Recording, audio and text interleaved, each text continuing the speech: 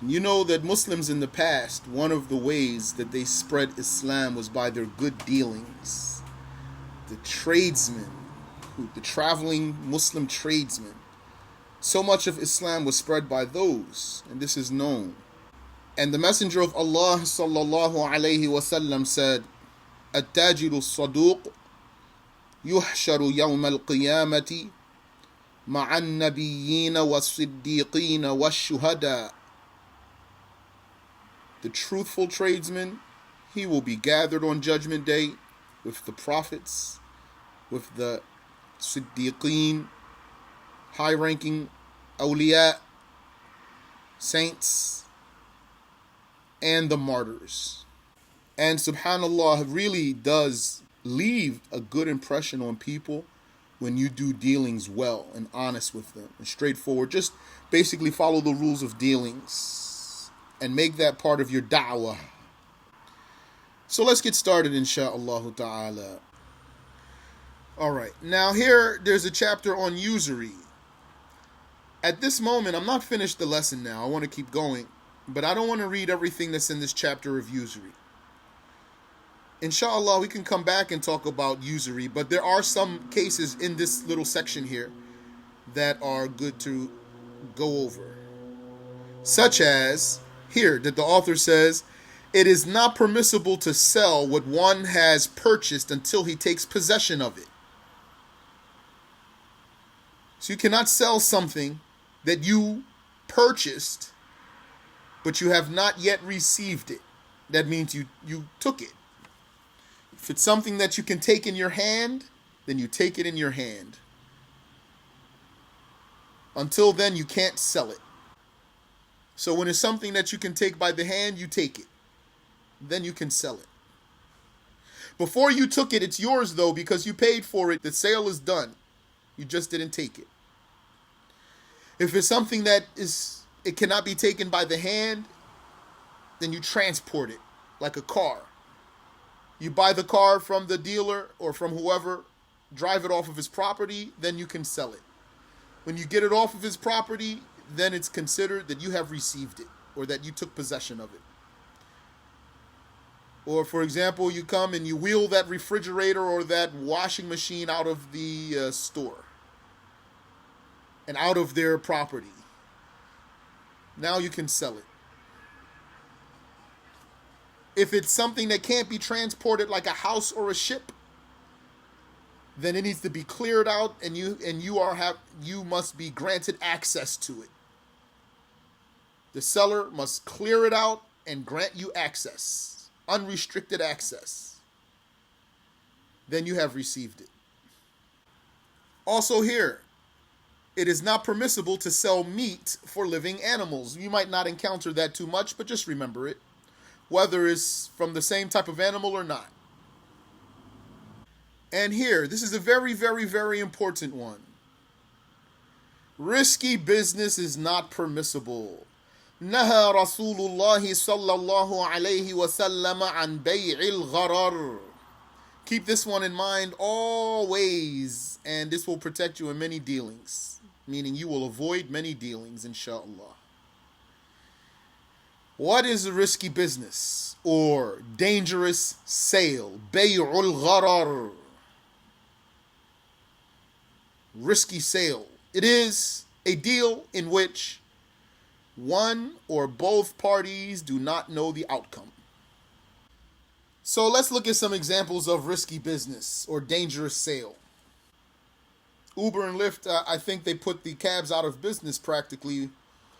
But back in the day, how did they used to do the taxi cab? You tell him, take me to such and such place. You don't know how much you're going to pay him. He doesn't know how much he's going to be paid.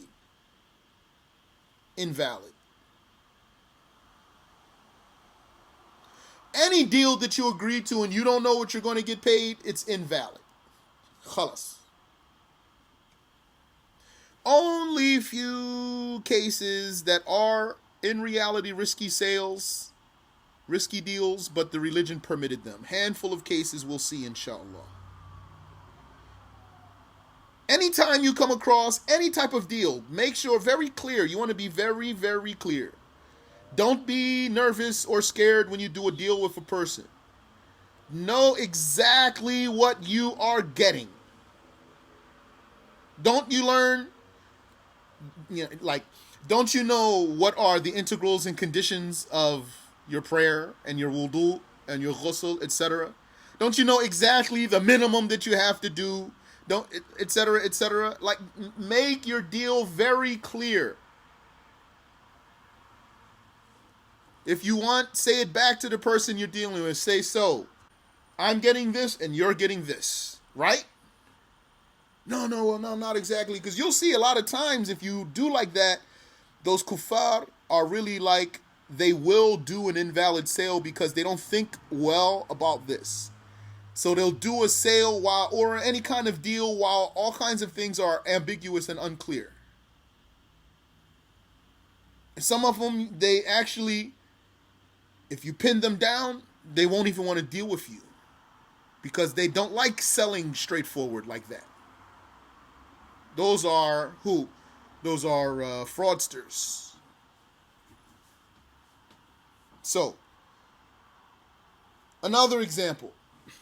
Someone says, you work my land for me, I'll give you 50% of the yield. 50% of the harvest. How much you going to get? You don't know? You can't do it.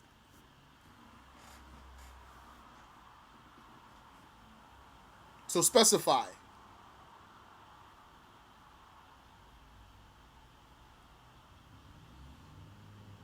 Another example. Someone says to you,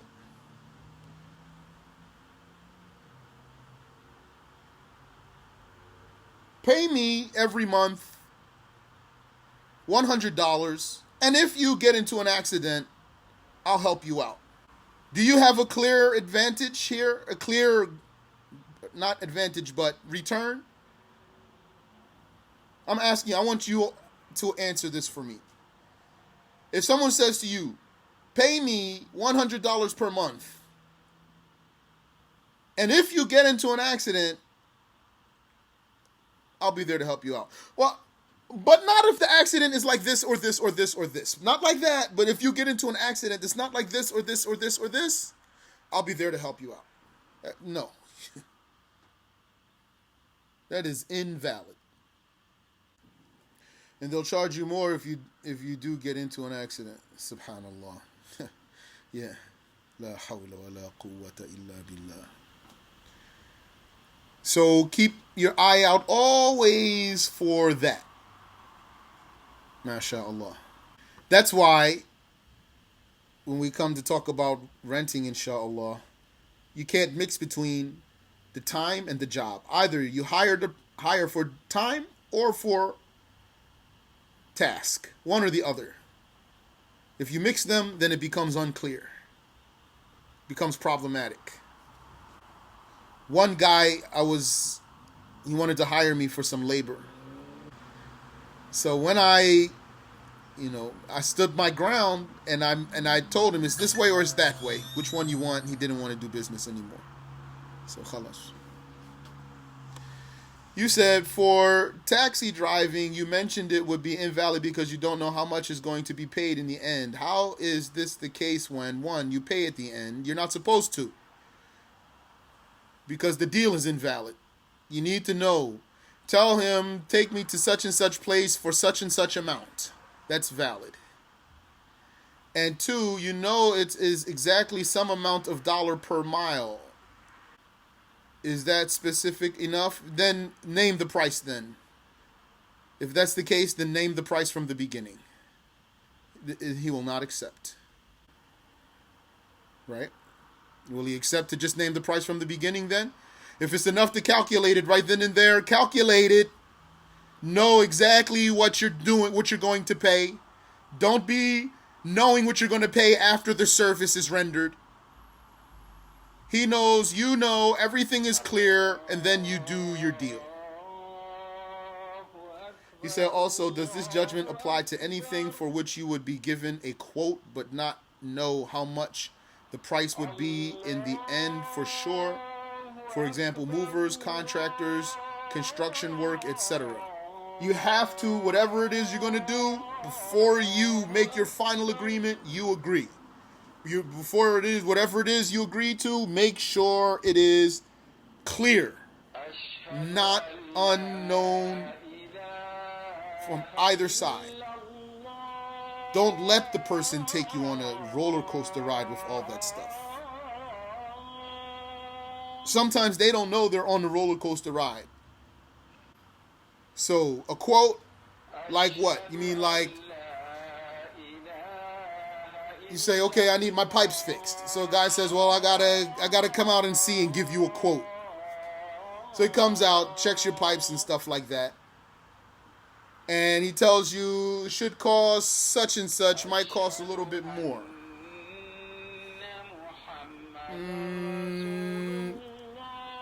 No.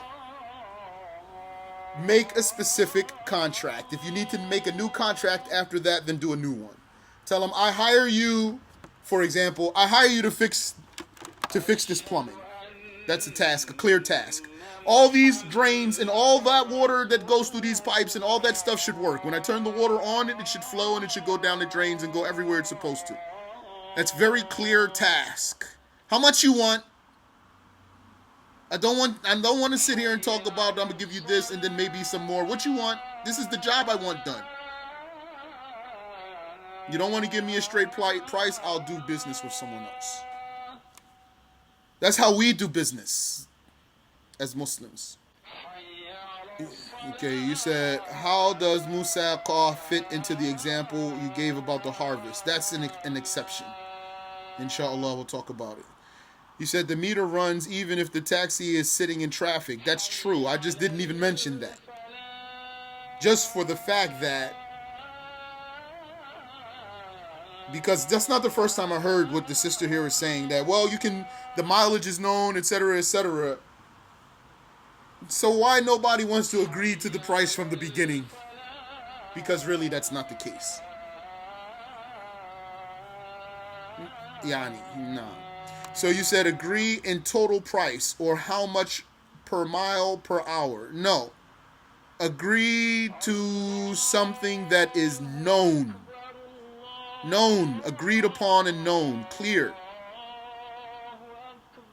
If you want to go agree by per mile per hour, if what that means is, if we do the math, the answer is known between us clearly, then fine. If that means that we can't agree on it from the beginning because it might not be what we think it is at the end, then you cannot do it. You said you settle on a price and then he comes across a new problem which will cost more money halfway.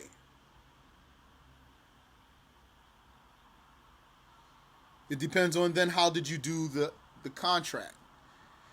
If you hired him to complete a task, then it is his job to complete that task. Now, if materials are needed, that's a different contract. But he agreed to a task, a known specified task, some that's achievable and finishable. And he agreed to it. If you said to him, you know what, while you were doing the job, something happened to my money, now I can't pay you all the money. Is that his problem? It's not his problem. It's your problem. Same thing. He agreed to do a job. That's why you make it very clear. You say to him, I hire you to fix this plumbing system. If you want to be more specific, you tell him, that means I want all these faucets to work. I want all these pipes clear. I want all these drains to work. It needs to be working correctly. And then you're done. That's the job I want done. How much you want? Oh, well, yeah, I got it. Yeah. Listen to what I'm saying to you. I want the job done. How much you want? All right, well, you got to pay me such and such. All right, I'll pay you that. Now get the job done. End of story. He said, or by donation, then it's not a sale. So now it's a different type of deal. If you want to just give a person the money, but then you need to make it clear for him. You're asking me about donation concerning the taxi cab, for example.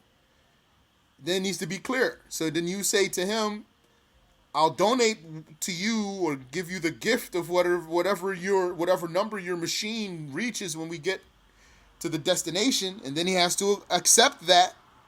You can't simply intend in your heart that this is a donation, while in his heart he believes that he's being hired to perform a task. This is invalid. So you have to say to him, I'll give you a gift, I'll give you a donation. And he might say, no, I want to be paid, I want to be hired for my work. Then you need to do a proper Islamic deal. There was one time a guy at the gas station. So they put the najasa in the gas. So this one gas station I used to go to, I would go to the guy, put the money on the counter and say, I want such and such and such and such, and this is a gift. And then I will walk out and pump my gas. He takes the money and I walk out and pump my gas, and it went fine for a while. Then one time I did that exactly like that, and I came out and he didn't turn on the pump. I went back in, I said, what's the problem? He said, I don't want a gift. So I took my money and left. MashaAllah, I couldn't be mad at him. I had to appreciate the fact that he realized that I was doing a deal with him. Some sort of a deal. MashaAllah. You said, did he accept you taking a gift back? Well, he didn't take it. He left it sitting on the counter. He didn't even touch it. He says, so if they agreed that the contractor will pay the material costs, it's his problem. So here, when it comes to materials, so this is a case related to hiring, right? Let's look at some scenarios. A painter. How do you hire him? You can hire him to paint and provide him with the paint, or he can come with his own paint, right? So how do you do that? If you provide him with the paint, then it's clear you just hired him for his service. You told him, here's the materials, I provide the materials, you do the work. Right? Okay. But what if he provides the materials? Then you need to do two different contracts. Meaning, don't agree, don't let him say, my work will cost this and my materials cost this, so my price is such and such. No. Tell him, listen, I want to hire you for your labor. I want to hire you for labor. He says, well, what do you want to do with the paint then? Tell him, listen, why don't you sell me the paint? Sell it to me and use it. How much you want to sell me the paint for? Look, this is how much I need painted. How much paint does that require? Oh, that requires, it's going to require at least 5 buckets, man. And probably a few handles. I don't know if I'm using the right words. Okay. How much material is needed to get that job done? So, all right, well, I need the paint, the pans, the brushes. It's going to cost you at least such and such. All right. So, I'll buy that from you. That's going to be enough to get the job done? Oh, yeah, that'll get enough. Okay. So, I'll buy that from you for such and such. Gather it for me now, because you want to make sure you're doing a proper, valid contract, right? Bring those materials so I can buy them. Let me see them. And he brings the materials. If you say, oh, man, you're going to make me bring yes. I'm buying them, am I not? It's mine. I'm going to buy it, right? Oh, man, I don't do stuff. Okay, well, I can't do business with you then. Bring the materials. Let me see. Okay, that's going to get the job done? Sure. How much you want for it? Okay, I'll buy it. Now, how much you want for the labor? Such and such? Okay.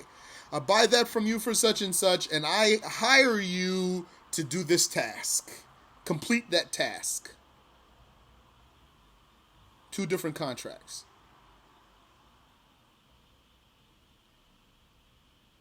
Okay?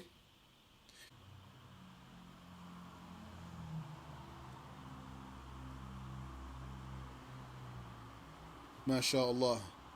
He says some contractors want payment upfront. Is that valid? Yes, in fact, when you hire someone for a task or for their time, you must pay them upfront unless you agree otherwise.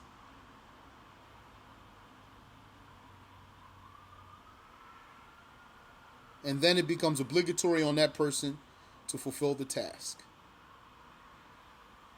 He said, then at the end, if he says we need another bucket of paint, now he didn't complete the task. Now he can come to me and say, you need another bucket of paint. I can't make a paint appear out of thin air.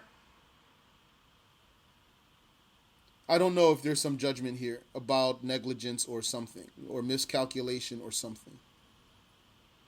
But it is his duty to fulfill what he agreed to. You said to him, I hire you to completely paint this wall. I want the task done. You accept? He says yes. Okay. Or you can hire him to get it done. That's valid. You just hire him to get the work done. Then he can do it himself. He can get somebody else to do it. Yeah, go ahead. Unrelated question. You said if someone's employee asks for Saturdays off because he's a Jew and wants to go to the synagogue, what's the judgment on the employer if he allows him? What does the employer do? Well, did he agree to work on Saturday in the first place? You have to do whatever it was you agreed to do. Why he's asking for time off on Saturday sounds like he already agreed to work on Saturday.